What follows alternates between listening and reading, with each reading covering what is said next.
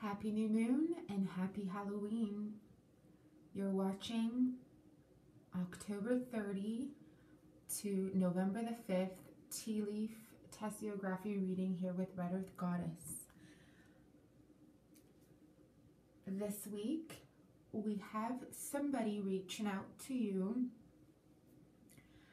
with the first letter M. As you can see, on the right side of our reading, there is a shape of an M here. This person is going to come with their many flaws. This person is going to come, though, to give you a slight message. And this message, at first, because message and M is very precise at this time. This person is going to come with a message that will be able to heighten or free you in a certain manner. And you may say to yourself, what does that mean to be free in a certain manner? We all struggle in certain areas of our lives. Some of us struggle family, home, relationships, our sensitivities of anything really. Could even be our sensitivities within our own body, our energetic sensitivities, our psychic abilities, our emotions, any way, shape, or form. But this person will be coming to heighten. And also this person will be coming with a guardian, okay? There's a bird / dragon here that is coming on, it's on the left side of this person. You may associate it as, I'd say, something not so much of a higher light, because dragons are not, when they first are seen by people, especially if it's a darker looking dragon, you know, dragons, they have fire coming out of their mouth. They somewhat resemble dinosaurs. They somewhat resemble amphibians. They somewhat resemble gargoyles. So this person may come and appear to you kind of as though you're not very interested to hear what they have to say, but just hear them out. You don't have to give them any promises. You don't have to seal the deal and do what they ask of you, or vice versa. Just hear them out, because there's something of an energetic value that this person has to give to you at this time. And that is, as above, so below. Speak no evil. On the left side, I see a few different things. At first, when it's angled like that, I kind of see like a Pegasus winged creature. So I'm going to highly ask that during this time, I know it's Halloween, for the first 2 days, we've got New Moon and then the Halloween. I'm going to ask that you research and look up the mythology behind Pegasus. And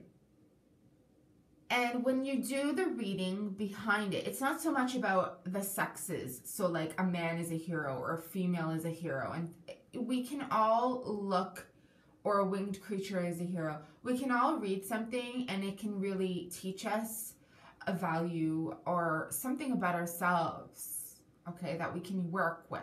I feel like that's what this is trying to say at this time.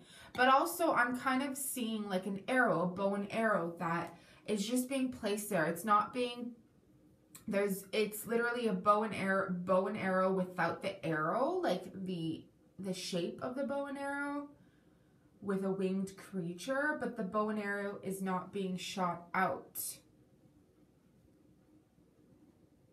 I'm also seeing certain scriptures, and it's not so much scriptures of religions per se, but it's symbols, whether it's from occult symbols or like ancient symbols connected to ancient literature, ancient languages, shamanism of different ancestral natives of any country. Really does not have to be just natives of North America, because when we say native, it's the indigenous people of that land, okay? I'm seeing that people will be really heightened to work with symbols during this time, magical symbols, cultural symbols, because, you know, at the time of Halloween, of course, that is when we connect to our ancestors, and that is when we connect to the dead, spirit of the dead, to get answers and to pray for them so that they pass on to a better life, to a better circumstance than they lived, than we live, because we would like to wish the best for our past and our future, because you never know, we may reincarnate as them once yet again. Although I do always mention that I'm a very ancient soul and that this is my last life here on earth, I do, however, wish for my family, when they do reincarnate, that they reincarnate more prosperous, happy, and so on and so forth, healthy. I'm seeing here a person with a wing sitting on a ledge or a broom.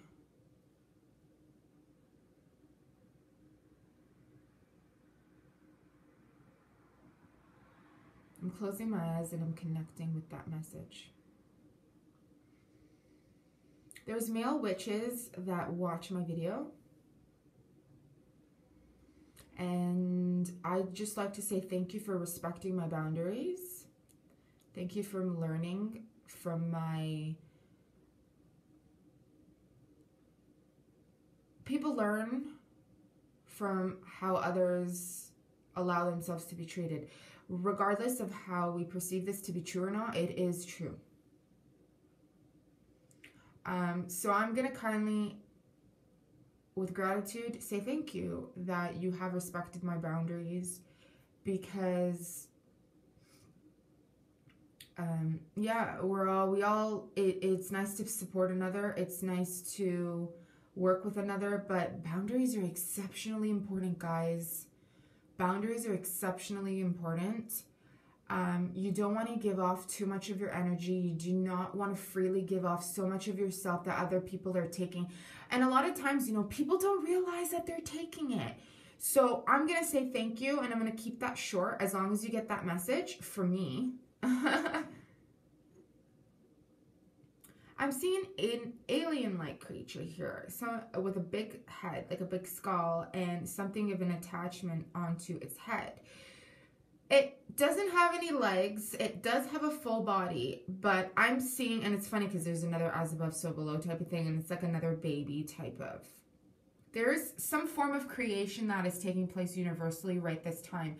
I know I've said this before in one of my cup readings prior, maybe it was 3 weeks ago, a month ago, or 2 months ago.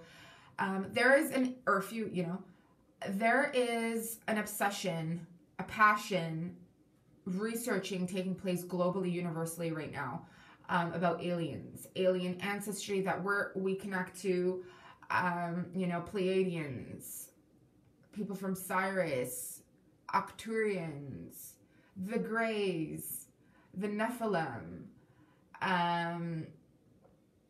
so on and so forth. And like, people are, you know, they're connecting, so they're doing research on Enoch, the book of Enoch, and they're researching and they're researching. And yesterday I met a shaman with native background. He actually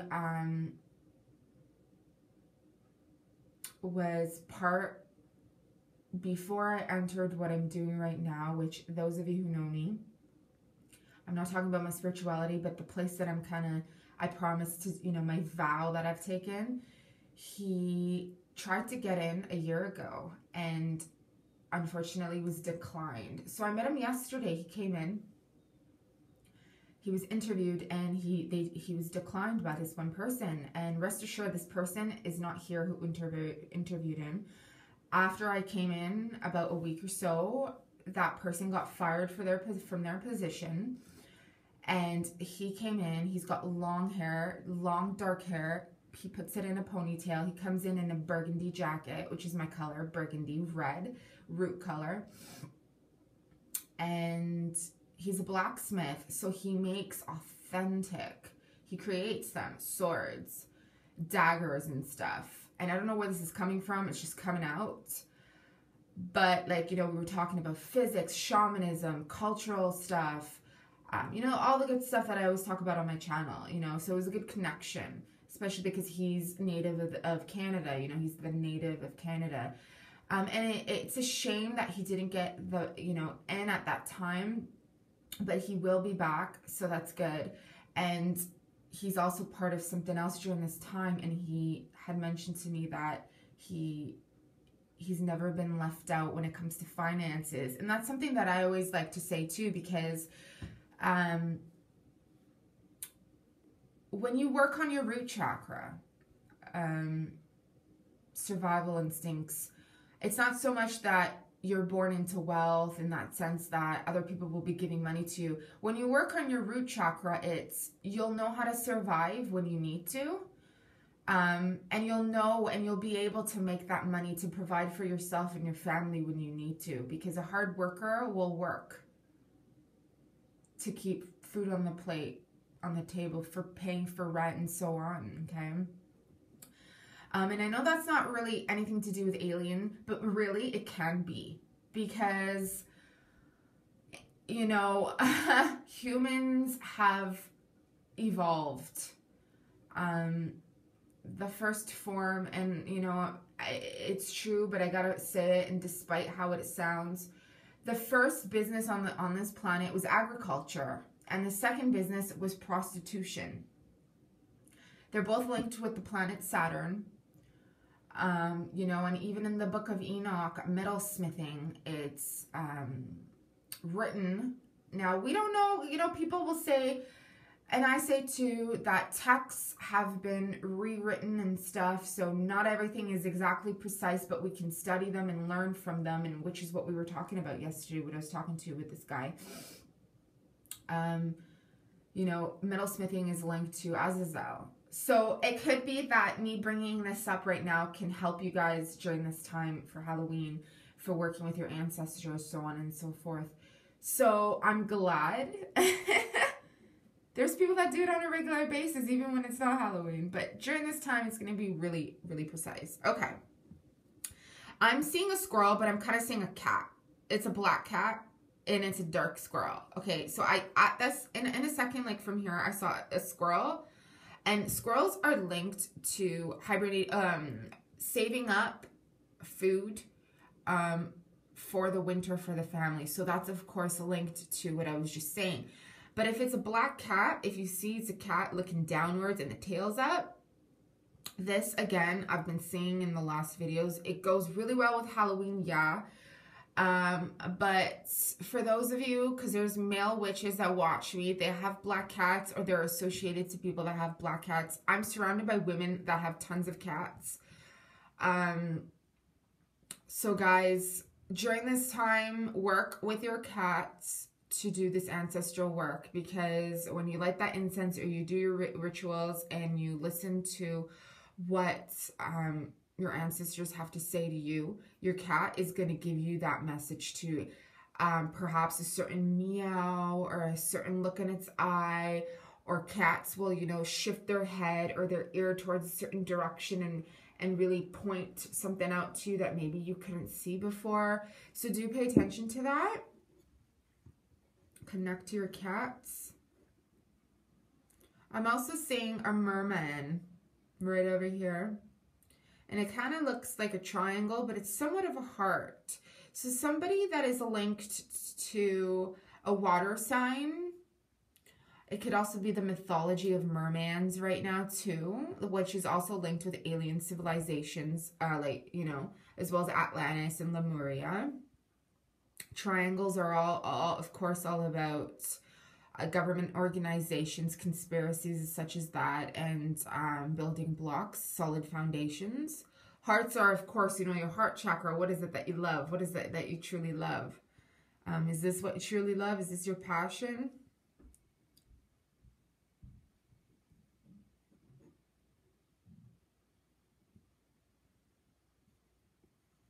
Let's flip the cup over. Oh no, did we not? Look at that broom. That's incredible. Look at that broom. But it's not even up or down. It's sideways to the side. Let's flip the cup over. Oh no, did we not? Look at that broom. That's incredible. Look at that broom. But it's not even up or down. It's sideways to the side. It is sideways. Okay, there's something about, if you guys have an old broom, I actually have one too. It's got a red ribbon on it. It's literally made of brass. Put it up during this time in this angle. So the broom part to the right, near your doors, your front door.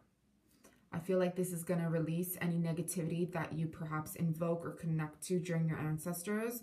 A lot of times people, they question if they're connecting to a darker source or if it's a lighter source, and they get kind of fearful. You know, they work with Ouija boards and such. I'm not here to tell you whether to work with it or not, but you do also have to be aware of not all of our ancestors were incredible people. A lot of our ancestrals, they saw famine. They were warlike creatures. I had lots of assassins or royal noble people. So there was one extreme to another extreme. Yeah, there was priestesses and priests and shamans and stuff too, but there were a lot of assassins. So whether you perceive them to be protectors of the righteous or not, you know, that's what they did. And a lot of times when souls die forcefully, they stay in a darker state, you know, and nobody prays for them or does a seance for them to pass to the light. So it could be that you do pick up the way they, you know, they died, or the way, you know, that may affect you on an energetic level. So do be aware, do cleanse your spirit and your body and your home after. Make sure of it. You don't want that spirit or that energy to linger after Halloween. And do make sure that the broom is facing to the door. If you have anything at all, like if you can't tape it up, if you can't, whatever, if there's anything screwed on the wall, take it down, the frame, and put up the broom. Let it sit there until the end of November 1st, because that energy is going to be going out from the door. And you can say thank you to those spirits. What else are we seeing here?